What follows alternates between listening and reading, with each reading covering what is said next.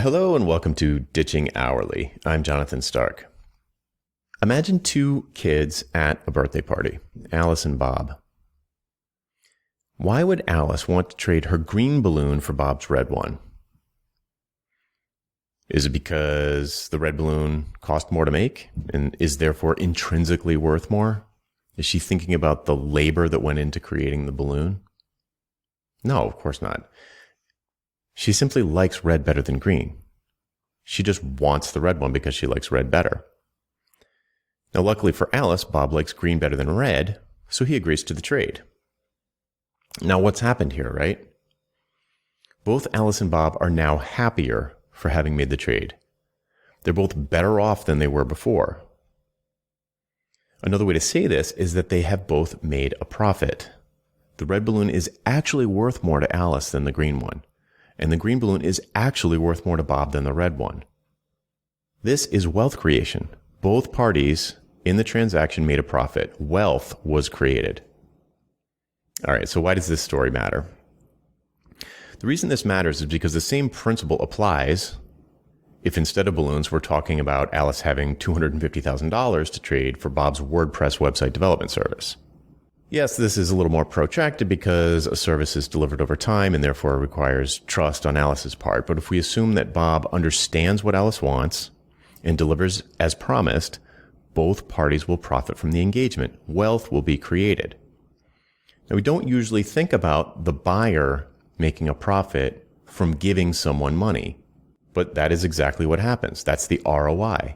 That's the investment. So in this case, Alice invests $250,000 into Bob's WordPress website development service, and she's going to get a return back on that. So for whatever reason, it was more important for Alice to get this return than it was for have this $250,000 sitting around in the bank.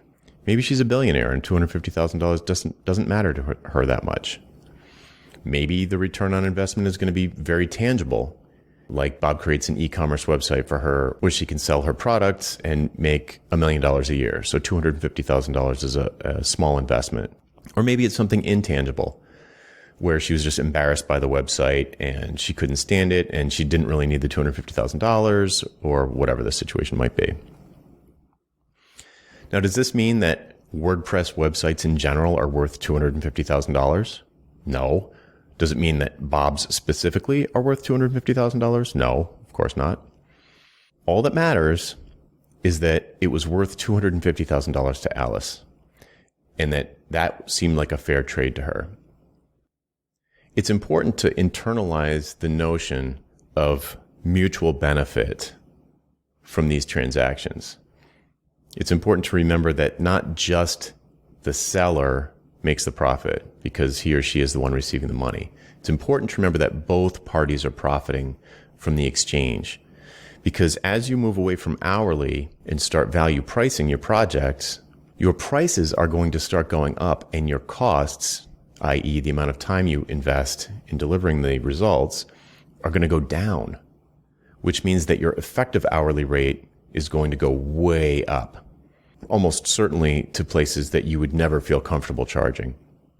So you have to keep in mind that how much time you spend on the project is irrelevant to the buyer. The same way that Alice, little kid Alice, she didn't want the red balloon because of how much it cost. It cost more to make than the green balloon.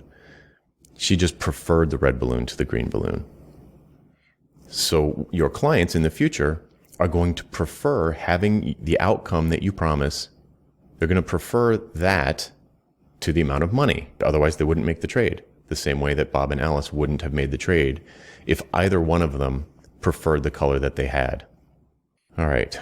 Hopefully I explained that well. See you next time.